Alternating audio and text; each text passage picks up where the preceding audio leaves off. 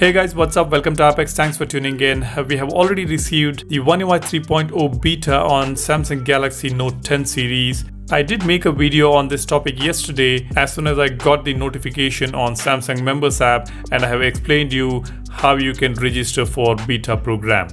And in this video, I'm going to run you through all these new changes, performance improvements, and new features which are made available for Galaxy Note 10 series. The size of the update is about 2.2 GB. This is almost similar to the update size of Galaxy Note 20 Ultra, but it's close to about 80 to 90 MB more for Galaxy Note 10 Plus. And this has come with November 1st security patch level.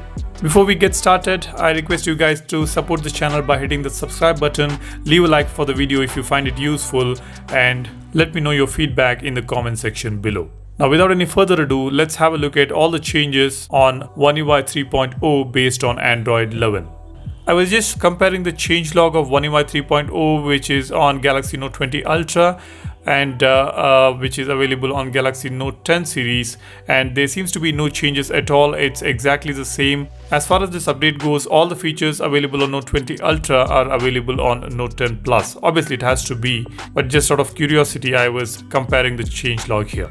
Samsung says One UI 3 focuses on what really matters. There are a lot of visual redesigns, performance improvements, which makes the experience more consistent. Now, talking about the changes, we have got considerable visual redesign. In fact, I have made a separate video on all the visual changes available on this iteration of One UI.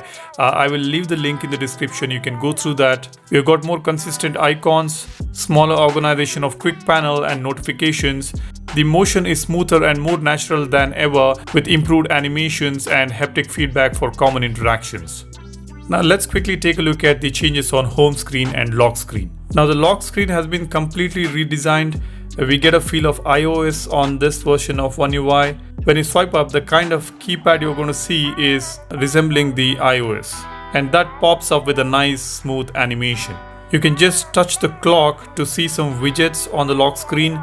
We've got widgets for music player, alarm, weather, Bixby, digital well-being, etc., and you can customize them as well.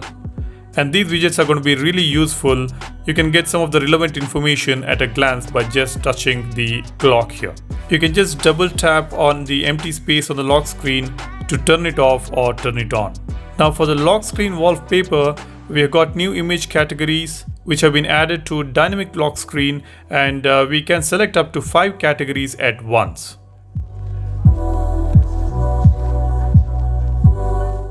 Alright, now coming to the home screen, we have got one major change here, or I would say one major improvement here. That is with regard to adding widgets on the home screen.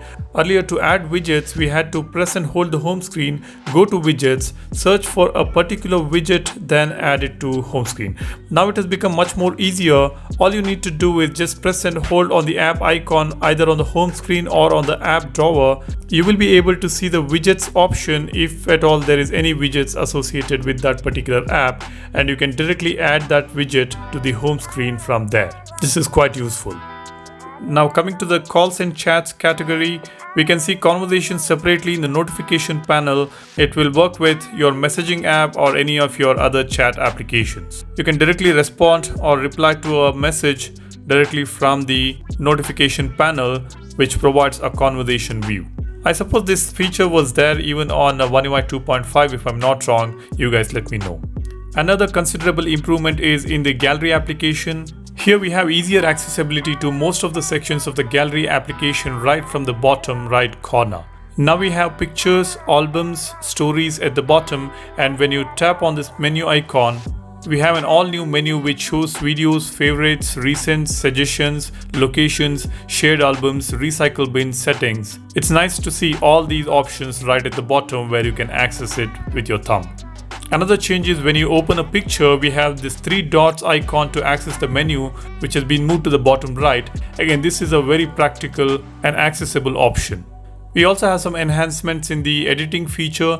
Earlier, when you edit a photo on One UI 2.5, it used to save both original and edited copies as 2 separate files, but now we have an option to revert an edited photo to its original form anytime, which in turn saves the space on the device by not saving 2 copies of the same file.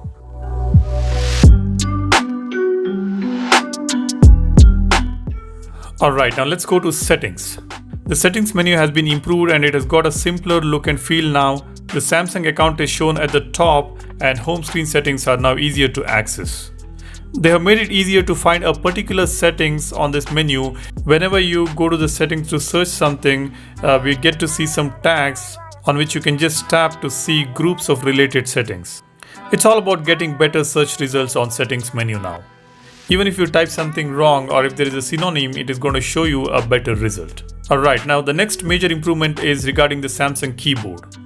Now it is quite easy to paste a copied image or any particular verification code or any links or any content from the text messages or from web pages. Earlier, to paste a particular content, you had to press and hold and copy it, and when you go back to the place where you want to paste it, you again had to press and hold the space there to get the paste option. But now, whenever you copy a content and when you try to paste it, the content will appear right on top of the keyboard and you can just touch it to paste it wherever you want. They have also added the emoji and sticker suggestions when we enter a text-based emoticon. Let's say we type smile, all the stickers or emoticons will appear which are related to this particular word. But for some reason in beta 1 here on Galaxy Note 10 series, it was not working on my particular device. You guys let me know if this is working on your phone.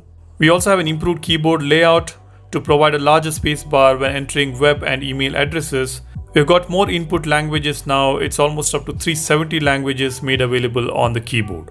The quick panel looks quite good now. It is transparent and you can actually see whatever is there in the background, which looks pretty cool.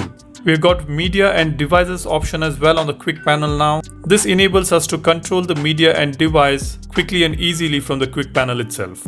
We can see recently used media applications and quickly change the playback device. You can also quickly launch Android Auto by selecting it from the connections menu in settings. The date, day and month information was available on the left hand side corner on One UI 2.5, but now it looks much more pleasing. It is right at the center on the top of quick panel. Now coming to the productivity features, there are a lot of improvement here as well. The Bixby routines has been improved. We've got a lot of new features here. Like you can return to everything to the way it was before the routine ran. New routines will be recommended based on our daily life and usage patterns. We have got new icons and lock screen widgets which will make it easier to find and control the routines. There are few other productivity improvements, like you can block the websites that send too many pop-ups or notifications.